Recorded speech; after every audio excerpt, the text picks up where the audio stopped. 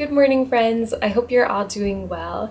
It has been a little bit warmer these past couple of days, and it's finally starting to feel a bit more like spring, which is so exciting. The birds are chirping, and it's a little bit chilly outside still, but it's warm enough that I could open up my window and let some fresh air in. I had so much fun working on my spring bucket list this morning, and now I'm really in full spring mode in my mind, so I want to work on some other spring-related activities for the rest of today. I picked up some things from the craft store to make a spring fairy garden themed wreath, and later today I want to do some planning for my indoor windowsill garden. But before we get started, I want to introduce the sponsor of today's video, Brooklinen. In this transitional time between winter and spring, I think it's so important to have comfortable bedding in order to keep my home cozy, and Brooklinen makes it so easy. I got their Luxe Hardcore Sheet Bundle, which includes a core sheet set, extra pillowcases, and a duvet cover. The Luxe sateen sheets have a warm, buttery, soft feel that's still breathable, which is perfect for year-round comfort. You can mix and match from different colors and patterns to fit your style. I chose fresh moss for my sheets and cream for my duvet cover, and I love how these colors look together. I also love layering their Dreamweave waffle blanket. It's soft and thermoregulating, making it a great all-season layer. I've been tucking it in between sheets on colder nights and using it as a top layer for adding color and texture. Brooklinen also just launched new colors and prints, so there are even more options to choose from. If you're looking to refresh your bedding, click the Brooklinen link below for a special offer. Whether it's your first time hearing about them or you're a returning shopper, there's something for everyone. Thank you to Brooklinen for sponsoring this video and supporting my channel.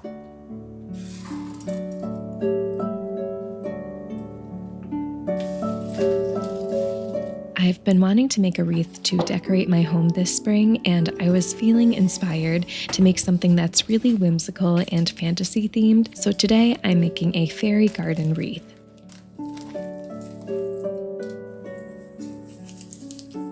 I got this 14-inch grapevine wreath from Michaels, and I'm using a glue gun to glue preserved moss onto the front of the wreath.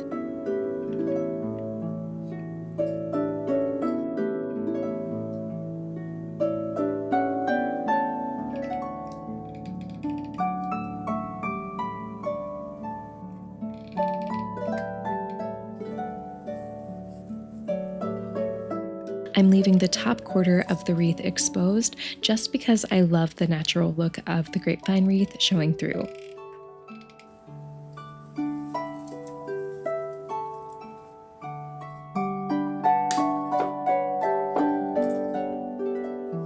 Then I'm using a wire cutter to cut individual ferns and flower stems off a few bouquets of artificial flowers and greenery.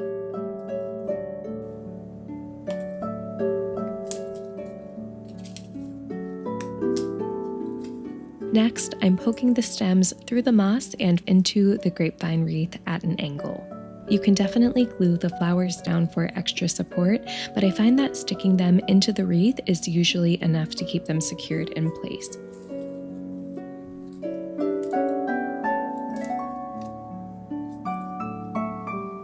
Now it's time to add some decorations to make the wreath even more magical. I'm using these butterflies and mushrooms I got from Michaels. To attach the mushrooms, I'm sticking some floral wire through the bottom and winding it together to create a stem.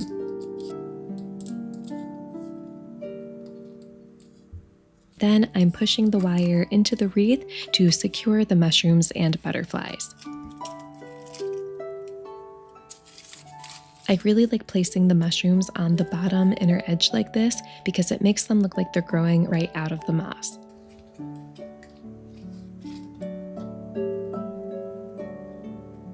Now I'm just going in and filling out the wreath a bit more with artificial flowers.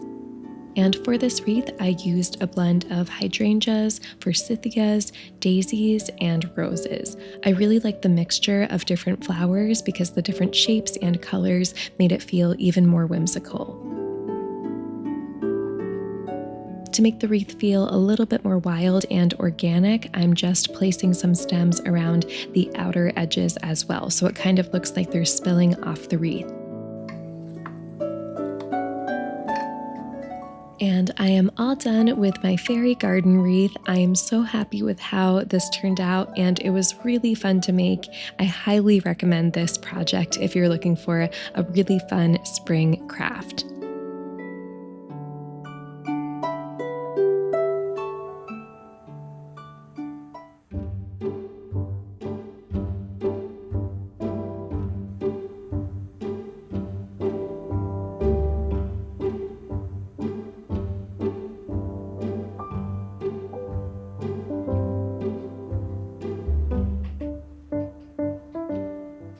So one of the things I'm really excited to do this spring is to grow a windowsill garden.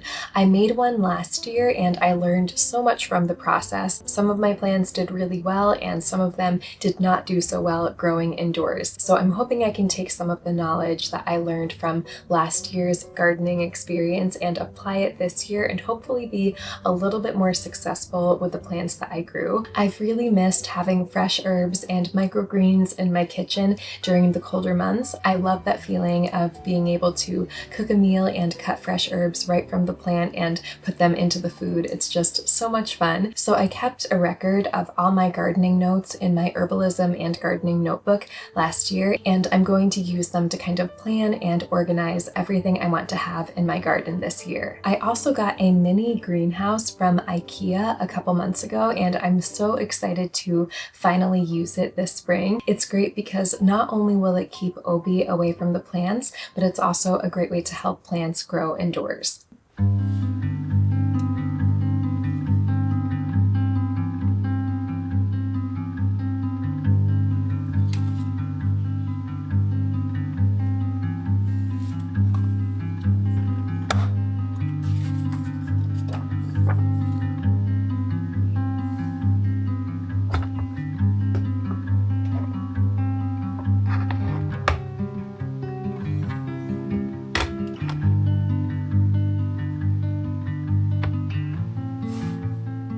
I love keeping a record of my garden because it's so much fun to look back and remember what I grew last year and also have all my notes and information in one place.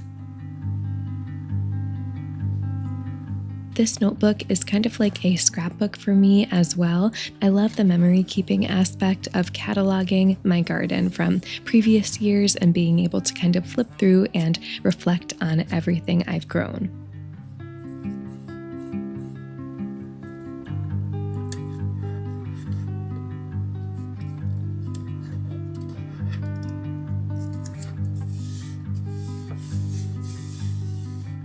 So I'm making a list of all the herbs I want to grow this year and also researching plants that do well in indoor low light conditions.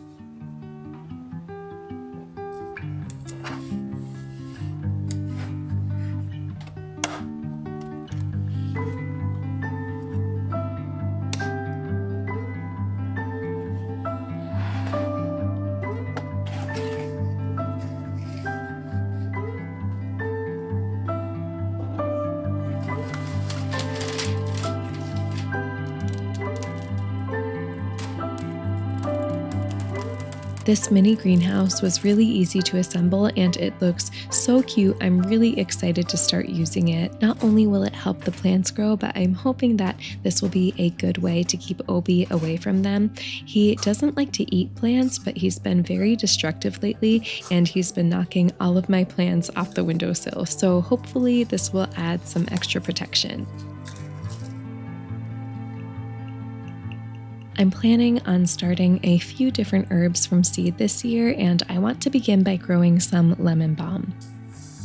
So I'm planting some lemon balm seeds in these seed starting pots, and then I'm going to start these in my mini greenhouse, and I will eventually move them into larger pots as they grow.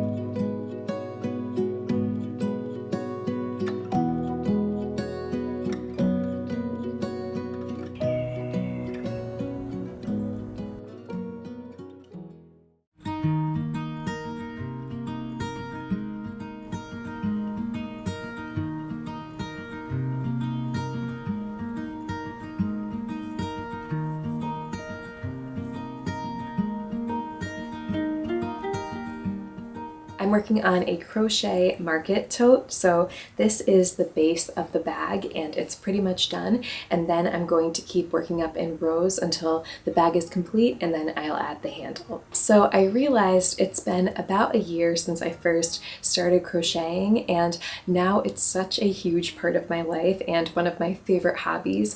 Every night before bed, pretty much, I will put on an audiobook and crochet. It's such a good way to kind of unwind before bed, especially for someone like me who has nighttime anxiety and I'm always looking for things I can do to kind of unwind before bed. Crochet has been such a wonderful activity. Not only is it fun, but it's been really good for my mental health as well. I just grabbed my phone because I wanted to read something really interesting. So I just saw an article about how crochet can help mental health, and they did a study and surveyed people, and they found that 89.5% of people who crocheted said that it helped them feel calmer, and 82% said that it helped them feel happier. So I just thought that was so interesting because I thought it was only me who it was helping my mental health, but it turns out that it's really good for a lot of people. So if you've been looking for a cozy, relaxing hobby, crochet is fantastic, and it's made such a positive impact on my life. When I first started, I began by watching beginner crochet tutorials on YouTube, and you can search things like crochet tutorial for absolute beginners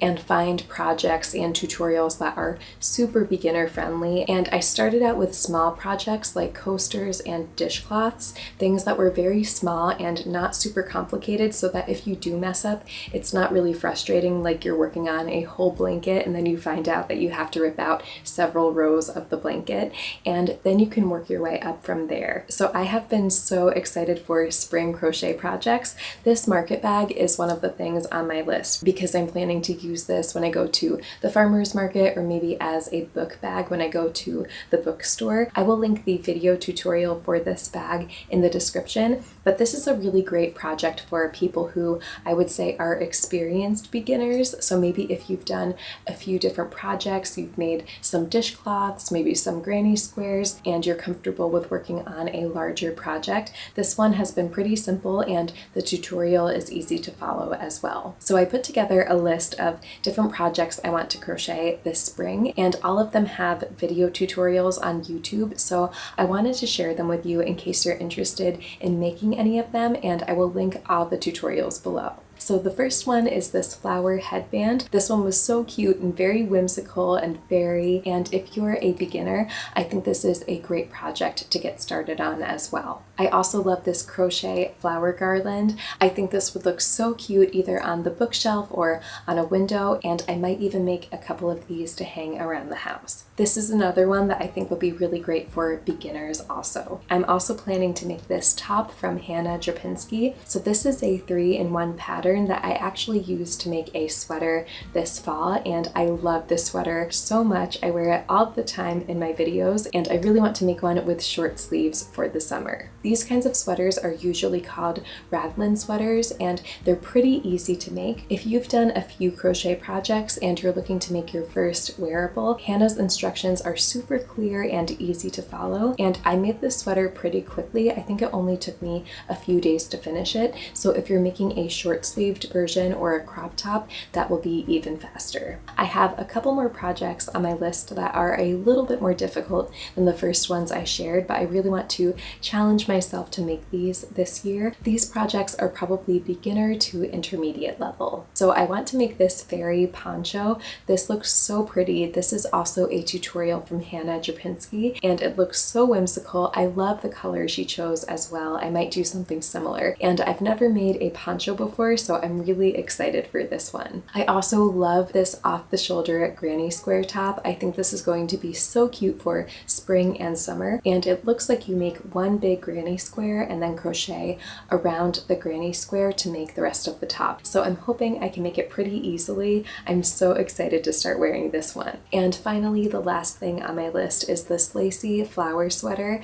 This is going to be so cute for the spring and summer. I love sweaters like this that are flowy and really airy and lightweight for the warmer months. I've never attempted a crochet project that is this advanced. It might take a little bit of practice, but hopefully I can do it. So friends, thank you all so much for watching. I hope you enjoyed this video and I'm so excited for the spring. I can't wait to share all the things I have planned with you. And thank you again to Brooklinen for sponsoring this video. If you're interested, don't forget to click the link in my description for a special offer from Brooklinen. I hope you all have a wonderful week and I will see you next time.